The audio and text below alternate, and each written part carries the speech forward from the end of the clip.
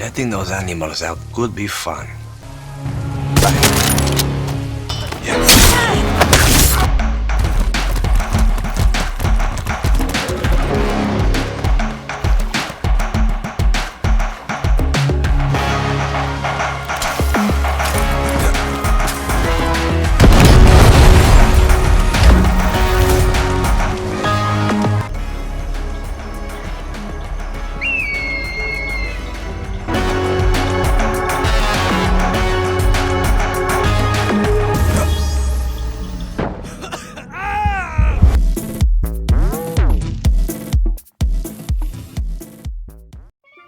Hey guys, and welcome back to Leo Gaming. Yes, today is my review of the classic series, the 6th installment, Far Cry 6 by Ubisoft. Is it up to scratch? Is it up to par, the standards with the previous entries? I'm not so sure. Let's find out. Glad I've come. Where the hell are we going now?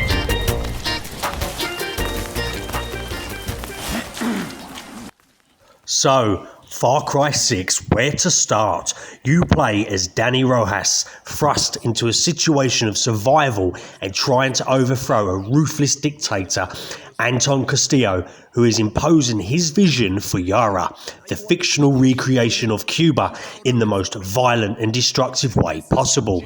You know, because that typical dictator way, you can't make an omelette without breaking a few eggs, applies here. All the while, Castillo is trying to show his conflicted son Diego how to rule and keep the ants in line. You see, this all sounds great, and it is for the first hour of the game, where the introductions and main story are laid out to set the tone of the game, and that's as far as it goes in terms of immersion. Shoot me on sight here. Guapo, move. You see, this game is fun, and believe me, I've had a blast, but that juice soon runs dry. It's more of the same from Ubisoft, implementing their usual formula of go here, go there, collect this and collect that in a big open world setting. The environment looks beautiful, and I mean stunning, from the lush tropical beaches to the open vistas with the sun setting on the horizon. Really bring the world to the forefront. Throughout the landscape, you will traverse using vehicles like cars, tanks, planes, helicopters, and the usual methods of transport. You can also clear out various bases or military targets and road checkpoints which represent the previous enemy bases from the older titles with just a change of name.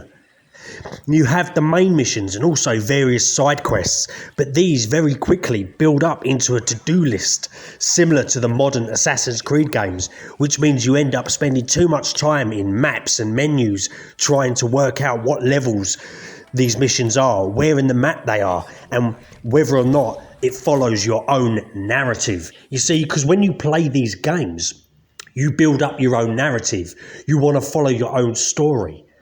And when the story starts branching off and various side quests start branching off into different areas and suddenly you've got a massive to-do list, it soon becomes monotonous and boring. Well, that's what I felt anyway.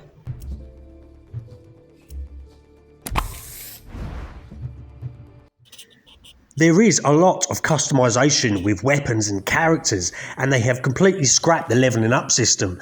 Instead, they've gone for the clothes that you wear having perks and benefits, which I do find far better. What I don't find better is the new ammo-specific targets system. Now, you need specific ammo types, specific targets, which to me is a little bit pointless. But to add to that, once you have unlocked the armor-piercing rounds and have applied them to your current weapons, you don't need any other ammo type for human enemies, rendering the rest of them absolutely pointless. For vehicles, using the blast rounds, which explode upon impact, is the best, or using the overpowered rocket launcher Supremo, which again is a little bit overpowered, but there is a lengthy cooldown period, so it must be used wisely. We must stand together against this attack. Okay, we got more than enough. Let's get the fuck out of here. There's also the new, what we may as well call, settlement building mechanic, which seems very half-baked into the game and again seems pointless. It doesn't give you any satisfaction whatsoever other than being forced into the story so you can buy weapons. The actual AI of this game is the worst I've seen in a long time. NPCs seem to be banging into stuff, performing random actions at the wrong time. For example, I see 2 gorilla NPCs shooting at someone. I watched for 5 minutes to realise that they were absolutely shooting at nothing. Because of the poor AI, this game does a good job of forcing you to complete missions with an NPC in tow, which then ends up becoming baggage as they don't keep up with you and seem to struggle traversing the map alongside you.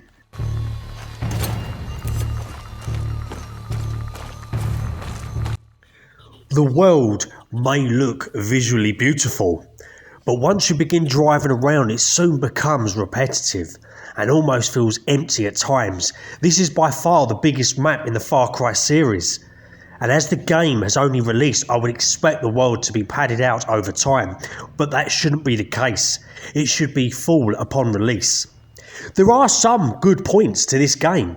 For example, you're no longer limited to only 2 to 3 weapons.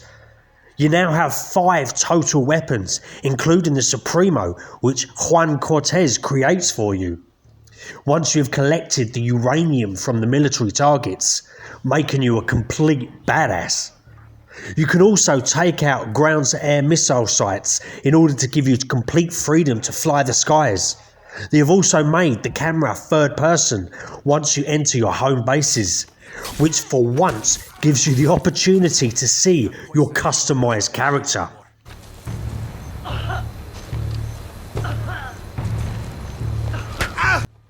You see guys, for me personally, this game is not the best entry in the Far Cry series. In fact, I would go as far to say as this is the worst.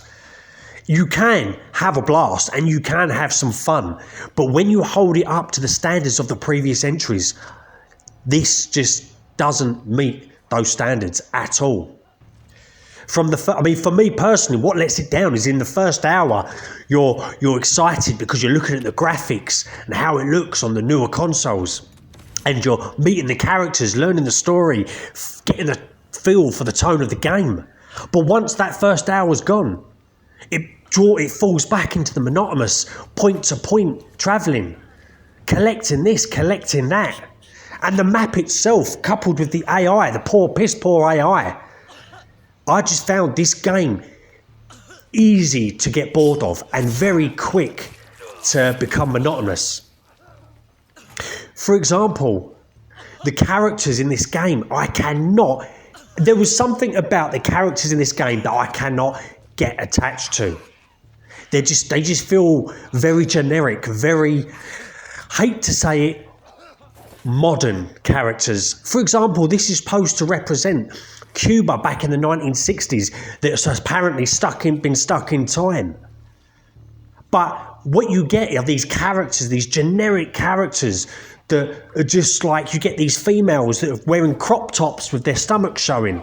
And it's like, if they're true guerrillas, these are supposed to be true guerrillas that are fighting a dictatorship. The characters don't represent that. They do not feel like that.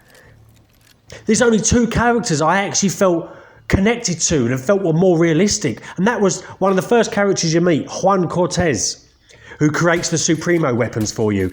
He felt more in line with an ex-guerrilla, as what he was supposed to be, an ex-guerrilla. The look and how he looked and how he behaved, how he talked, felt like guerrilla to me.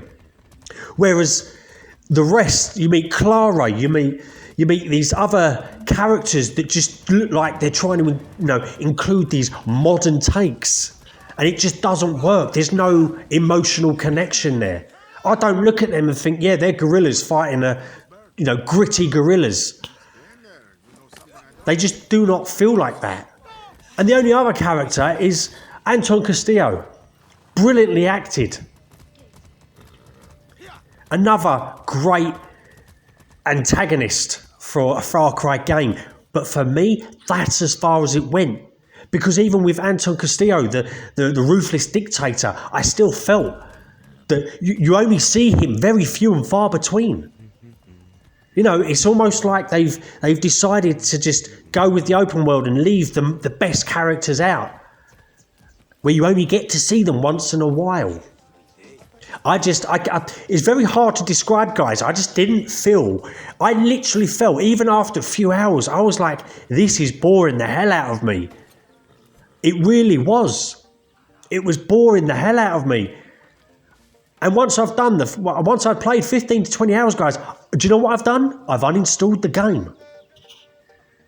Because I can't bring myself to continue playing it. It really is that boring. The story just doesn't emotionally connect.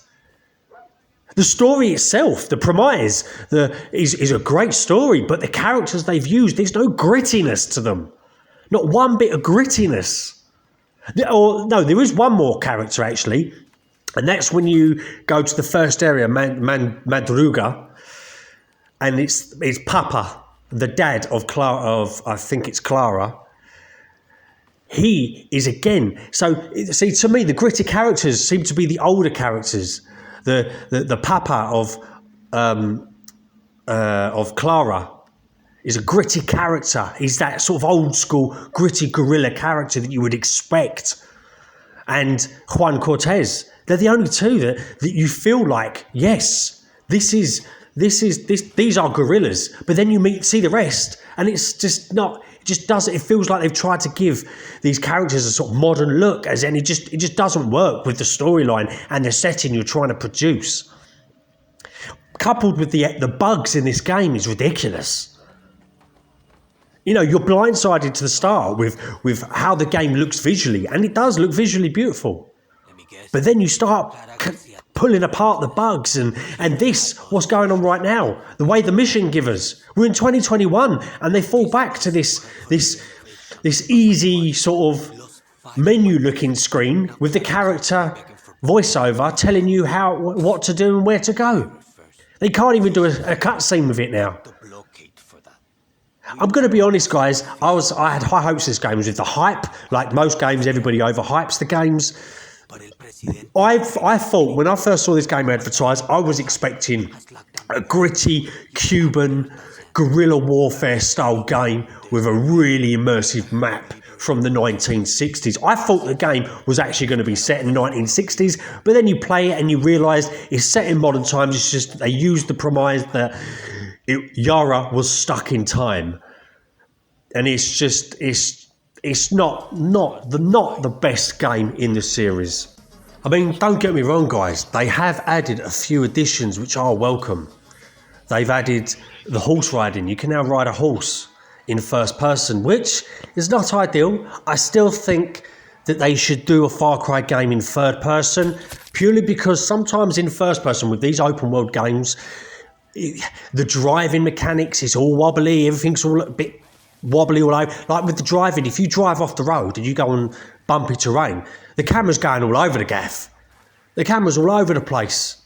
And it's the same with the horse riding. It's very difficult to, you're horse riding and the camera's bouncing up and down everywhere. Don't get me wrong, the horse riding is a welcome addition, but I still think that what they've used in the home bases where it goes into third person, they should try a Far Cry game in third person or give you the option to play the whole game in third person. I think that would be so brilliant for a Far Cry game.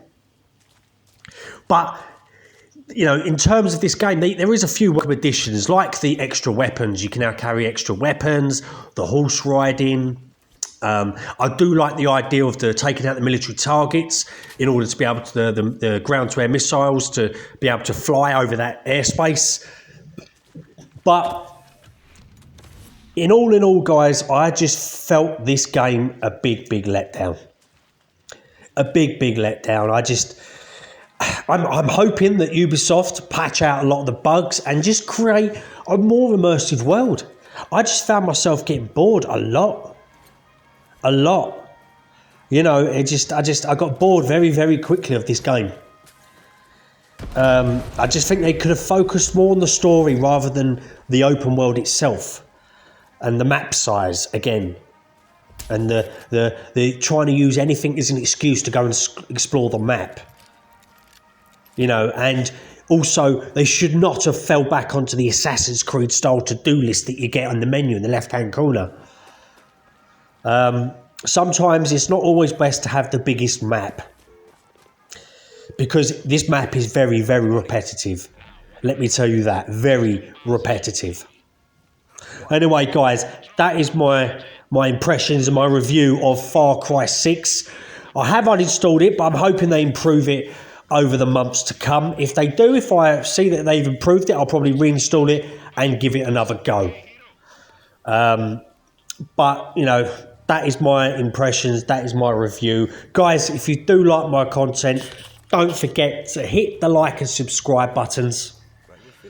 And, you know, check out my content. I do like making videos. I come out with opinions and thoughts and stuff like that. I'm very sort of honest. I don't hold back. I will say how I see it. So, guys, I'm going to leave you with a little Easter egg that they've attached, which is part of Assassin's Creed. Goodbye, guys. Enjoy yourselves.